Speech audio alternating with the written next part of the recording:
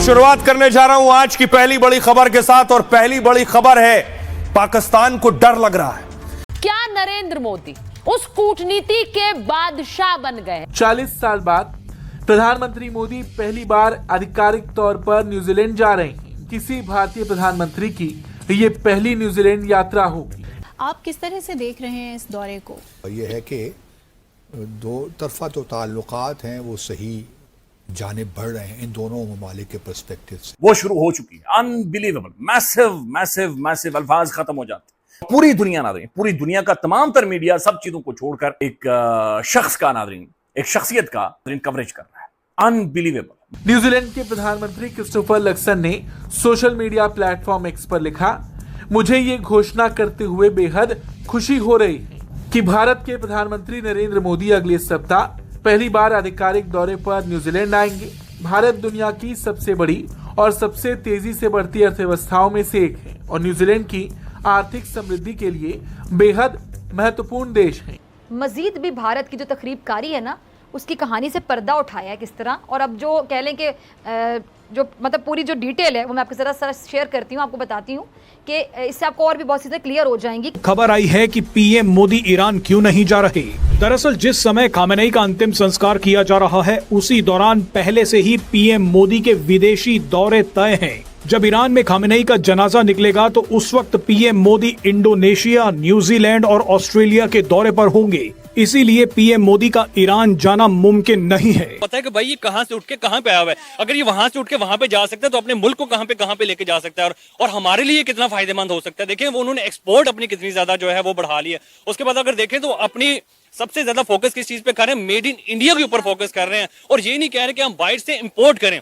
बाहर से इंपोर्ट करने वाले जो लोग हैं, लाइक टेस्ला देख लें, अब जितने भी बाहर से करने वाले इंडिया में जो है वो बिजनेस करने वाले, वो मोदी कह रहे हैं भाई यहाँ पे आके आप कंस्ट्रक्ट करो, हमारे मुल्क में आके कंस्ट्रक्ट करो, लिखो कि मेड इन इंडिया है ये, ठीक है। तो ये बहुत बड़ी अचीवमेंट है एक इंडिया के लिए। काश हम हमारे आखिर न्यूजीलैंड में ऐसा क्या है जो भारत के लिए अचानक इतना ज्यादा ये क्रिटिकल हो गया है। इसे समझने के लिए दोस्तों हमें वर्ल्ड मैप पर भारत की उस बिसात को देखना होगा जो सेशल्स से शुरू होकर के जापान तक जाती है। भारत पिछले कुछ सालों से एक बेहद आक्रामक मैरीटाइम स्ट्रेटेजी को फॉलो कर रहा है। दोस्तों चाइना जिस तरह से भारत को घेरने के लिए स्ट्रिंग ऑफ पर्ल्स की रणनीति अपनाता है, भारत ने उसे काउंटर करने के लिए अपना नेकलेस ऑफ डायमंड बहुत ही खामोशी से तैयार कर लिया है। ये क्या पैगाम है हमारे लिए? हमारे लिए लम्हाए फिक्रिया है। हमें नरेंद्र मोदी का नाम अच्छा नहीं लगता, और जैसे आपने किया, पाकिस्तानी जो नीजक रिएक्शन होता है जब नरेंद्र मोदी का नाम आए, हम पहले गुजरात जाते हैं, फिर मकबूजा कश्मीर जाते हैं, फिर माइनॉरिटीज़ पे जाते हैं, अपनी हालत भूल जाते हैं। और ये भी भूल जाते हैं हो रहे थे नरेंद्र मोदी की ज़ात के लिए नहीं, बल्कि जो हिंदुस्तान की हैसियत मैशत अक़वाम आलम में हो चुकी है। और वो जो बात कर रहे थे नरेंद्र मोदी आर्टिफिशियल इंटेलिजेंस की, और इतने इंडियंस यहाँ पे यूएस में हैं और ये हमारे शेयर्ड वैल्यूज़ हैं, काश हम भी ऐसी ज़बान बोल सके और हमारी बात को भी अक़वाम आलम में इतनी पजीराई बख्शी जाए और इतनी उस तरीके से सुना जाए जैसा कि उनकी बात सुनी जा रही है।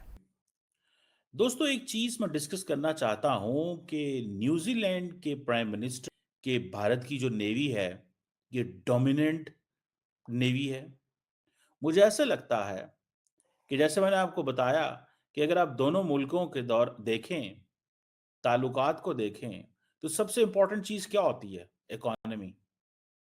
सबसे इंपॉर्टेंट चीज इकोनॉमी होती है। इवन कि अब देखें ना, अब भी तकरीबन 1.2 बिलियन डॉलर के करीब ट्रेड है। और मेरा ख्याल है कि कोई इतने लंबे चौड़े ताल्लुकात भी नहीं थे, इतनी लंबी चौड़ी जिसे कहते हैं ना आना जाना भी नहीं था। लेकिन ये हुआ क्या?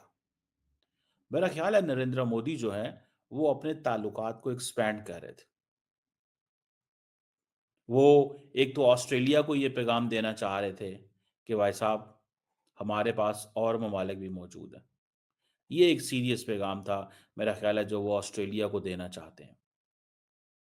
अब आप देखें कि जो जो रिलेशंस हैं इंडिया और न्यूजीलैंड के, वो सारी बात है, एक तो फ्री ट्रेड एग्रीमेंट के हवाले से ज़्यादा फोकस रहा है दोनों मुल्कों का। इंडिया को यही चीज़ चाहिए, फ्री ट्रेड एग्रीमेंट करना चाहते हैं ताकि फार्मास्यूटिकल्स, क्रिटिकल मिनरल्स और एग्रीकल्चर के अंदर फ़ायदा लेना चाहते हैं। डिफेंस कोऑपरेशन में भी मिलिट्री ट्रेनिंग होगी। न्यूजीलैंड कोई लंबी चौड़ी डिफेंस इक्विपमेंट नहीं बनाता, लेकिन फाइव आइज इंटेलिजेंस का मेंबर होने की वजह से न्यूजीलैंड के पास बहुत कुछ है। सो मैरीटाइम कोऑपरेशन इंडिया की प्राइमरी ज़रूरत है। असल में इंडिया जो है वो जो मोबिलिटी ऑफ प्रोफेशनल्स और स्किल्ड वर्कर है उस पे काम करना चाहता है कि इन वेस्टर्न वर्ल्ड के अंदर इनको लेबर चाहिए, इनके लोग बोर हो गए हैं, इनके लोग उस तरह काम नहीं करते, हमारे लड़कों को स्पेस चाहिए होगी। और दूसरी बात यह है कि हो सकता है कि न्यूजीलैंड को इंडिया जितने भी एक तो इंडिया को शामिल भी किया गया, इंडो पैसिफिक ओशंस इनिशिएटिव के अंदर भी शामिल किया गया है, और न्यूजीलैंड को coalition for disaster resilient infrastructure का भी मेंबर बनाया गया है। और साथ ही साथ जो हॉर्टिकल्चर, फॉरेस्ट्री, एजुकेशन, स्पोर्ट्स, इन चीज़ों में भी और टेररिज्म का भी जिक्र है। अब न्यूजीलैंड के अंदर मेरा नहीं ख्याल कि भी कोई ऐसा वाकया पेश आया हो, लेकिन नमस्कार दोस्तों, जय हिंद। दोस्तों, प्रधानमंत्री मोदी जी को पहली बार न्यूजीलैंड का दौरा करते हुए देख इस वक्त पूरी दुनिया हैरान है। दरअसल दोस्तों, ये किसी भी भारतीय प्रधानमंत्री का 40 साल बाद का दौरा है, और इसे देखकर खास तौर पर अगर बात की जाए तो पाकिस्तानी इस वक्त काफ़ी चिंतित है और उनकी टेंशन ख़त्म होने का नाम भी नहीं ले रहा। जहां कुछ वक्त ये पूछा जा रहा था कि भारत के प्रधानमंत्री नरेंद्र मोदी इस वक्त ईरान क्यों नहीं जा रहे हैं, तो उनका साफ तौर पर यह पता चलता है कि पीएम मोदी का ये दौरा पहले से तय था। जब उनका फ्यूनरल होगा उस वक्त पीएम मोदी 3 देशों के दौरे पर होंगे, और ये दौरा सिर्फ इकोनॉमिक तौर पर नहीं, इसे स्ट्रेटेजिक तौर पर देखा जा रहा है, जहां से साफ तौर पर पता चलता है कि भारत को जिस तरह से चाइना घेरने के प्रयास कर रहा है, भारत उससे आगे बढ़ना चाहता है। दोस्तों, वीडियो को लाइक करें, शेयर करें और इस चैनल को जरूर सब्सक्राइब करें।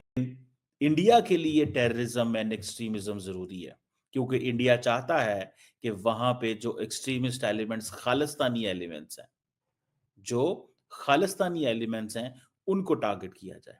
आपको पता है इंडिया ने जो खालिस्तानी एलिमेंट्स हैं, जो खालिस्तानी, जिनको एक्सट्रीमिस्ट कहते हैं, खालिस्तानी टेररिस्ट कहते हैं, उनके खिलाफ घेरा पूरी दुनिया में तंग किया हुआ। और ये नरेंद्र मोदी की अप्रोच है।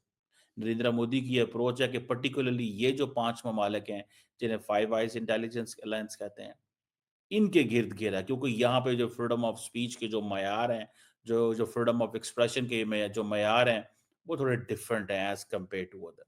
बाकी यूरोपियन ममालिक में इंडिया शायद मैनेज कर सकता होगा, लेकिन इधर बर्तानिया में और इधर करना थोड़ा सा मुश्किल हो जाता है।